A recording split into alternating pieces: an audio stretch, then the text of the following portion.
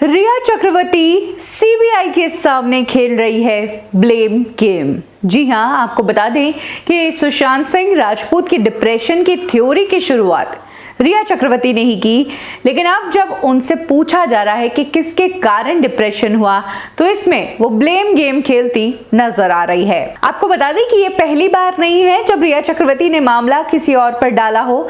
रिया चक्रवर्ती शुरू से ही इस मामले को दूसरों पर ही उड़ेल रही है।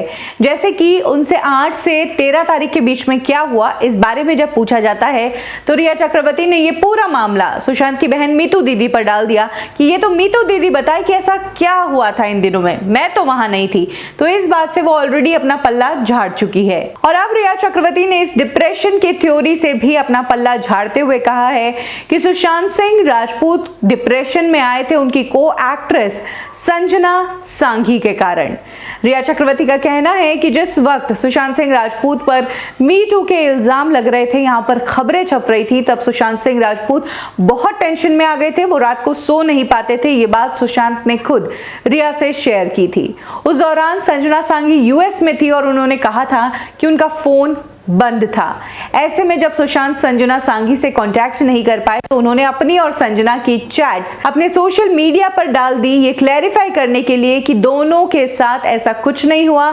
संजना और वो बिल्कुल नॉर्मल को स्टार्स की तरह ही है। अब कहा जा रहा है कि सीबीआई के सामने जब रिया चक्रवर्ती ने संजना का नाम ले लिया है तो हो सकता है सीबीआई की टीम संजना सांघी को भी पूछताछ के लिए बुला सकती है।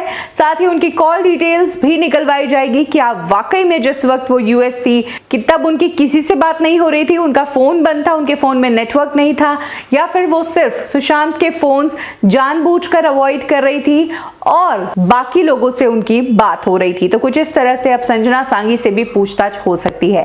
वैसे आपको बता दें कि हाल ही में रिया चक्रवर्ती ने भी नेशनल टेलीविजन पर यह बात कही कि वो लड़की बहुत तेज थी और फिर सुशांत ने कहा कि इससे थोड़ा बच के रहना पड़ेगा। कुछ इस तरह के बयान रिया ने संजना सांघी के बारे में कहे थे।